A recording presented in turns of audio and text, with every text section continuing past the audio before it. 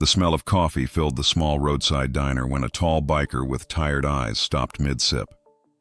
He had seen something most people would miss, the faint bruise on the waitress's wrist as she reached for a tray.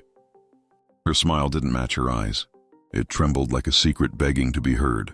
But in just a few moments, everything he thought he knew about strength, kindness, and people would be tested. Have you ever seen someone hide pain behind a smile? Tell us in the comments. Before we begin, hit subscribe.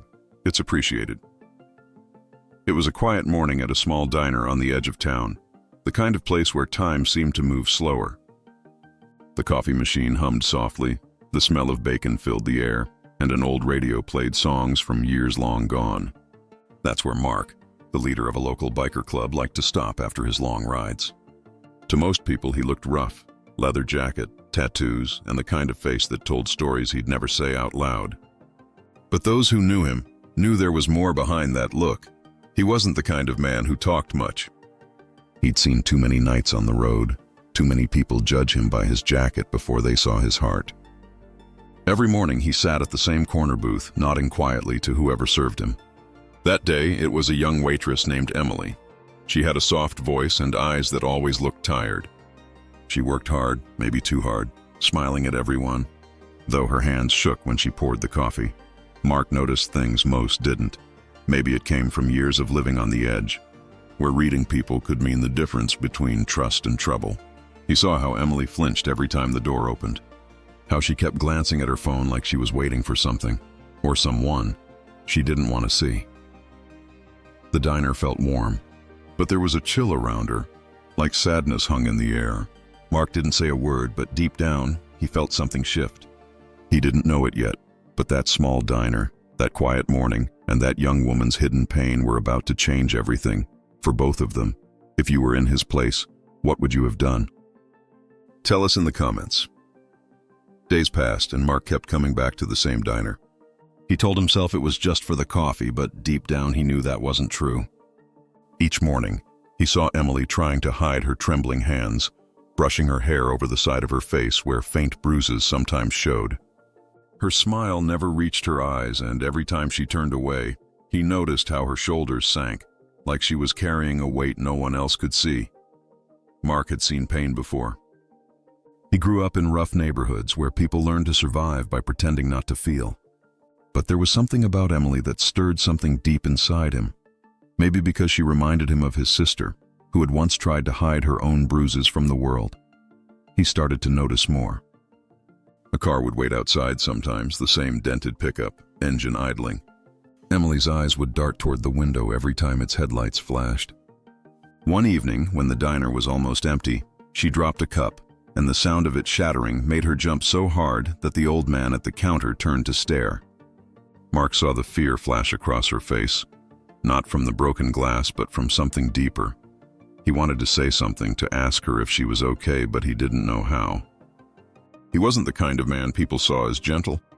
He feared that his voice might make her pull away instead of open up. So he did the only thing he knew. He watched quietly, making sure she was never alone when that truck showed up. His biker friends laughed at him for always stopping at the same diner, but he didn't care. They didn't see what he saw, a girl fighting to survive behind a smile. One rainy night, as thunder rolled over the hills, Mark walked in to find Emily wiping tears from her face behind the counter. Her sleeve slipped, and he saw fresh bruises, darker this time, like fingerprints left by someone who didn't deserve to touch her. His chest tightened. He wanted to break something, but instead, he took a breath. This wasn't about anger. It was about doing what was right. He started leaving notes under his coffee cup, small, simple ones. "You don't deserve pain. You're stronger than you think." He never signed them, never said they were from him. He just hoped they made her feel a little less alone. One morning, she found the note and looked around the diner. Her eyes met his for a brief second, and for the first time, she didn't look away. It wasn't a smile she gave, just a tiny nod, a silent, "Thank you." That was enough for him. But deep down, he knew something was coming. The bruises were getting worse, and sooner or later, whoever caused them would show up. Have you ever carried pain in silence, hoping one day someone would truly see you? Tell us in the comments. It was a cold Friday night when it finally happened. The diner was quiet except for the sound of rain tapping against the windows. Emily was working the late shift, moving slower than usual, her eyes red from crying. Mark sat in his usual corner, watching her from behind his cup of black coffee. Then the door opened, and in walked a man with a hard stare and fists that looked too used to hurting. The moment Emily saw him, she froze. Her face went pale, her hands started to shake, and the tray she held slipped from her grip. The man didn't even look at the mess. He just walked straight toward her, his voice low and sharp enough to cut through the quiet. Mark didn't need to hear the words. He could see the fear. He'd seen it too many times before, in faces of people who felt trapped, small, and forgotten. Mark stood up slowly, the leather of his jacket creaking in the silence. The man turned, his eyes narrowing. For a moment, no one moved. Even the radio went silent, as if the world was holding its breath. Mark wasn't trying to start a fight. He'd had enough of those in his life. He just walked closer, his voice calm but strong. "She doesn't look fine," he said quietly. The man stepped forward, but before anything could happen, Mark's biker brothers, who had come in from the rain to grab dinner, stood up too. One by one, they rose from their seats, silent but solid, filling the diner with quiet strength. The man stopped. Maybe it was the look in their eyes, or maybe it was the sudden realization that he wasn't in control anymore. He backed away, muttering under his breath, and pushed out the door into the storm. Emily stood still, shaking, her eyes wide with disbelief. Mark didn't say anything. He just took off his jacket and placed it over her shoulders. She broke down then, tears falling faster than the rain outside. And for the first time in a long while, she didn't have to hide.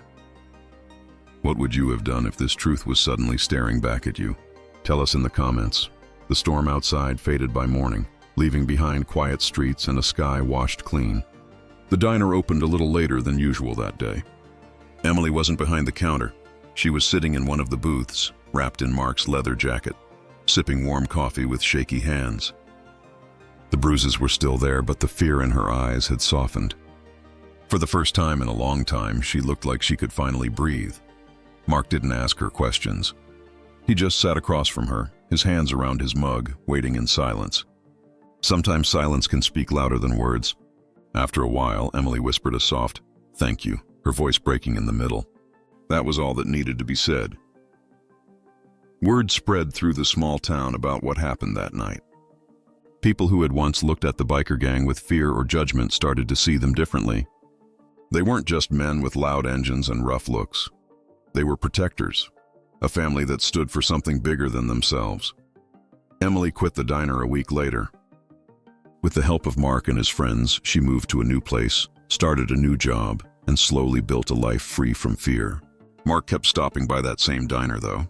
Not because he needed the coffee, but because that place reminded him of what kindness could do, how a quiet act could change the course of someone's life. He never called himself a hero. He didn't see it that way. To him, it was simple. You don't look away when someone's hurting. You don't walk past pain just because it's not yours. Sometimes all it takes is one person to notice, one person to care, for someone else to start healing. The world didn't change overnight. But for Emily, it did. And for Mark, it reminded him that real strength isn't about how you look or how tough you act. It's about how you treat people who can't fight back. What part of this story stayed with you the most? Tell us in the comments. Show some love with a like and subscribe to stay inspired.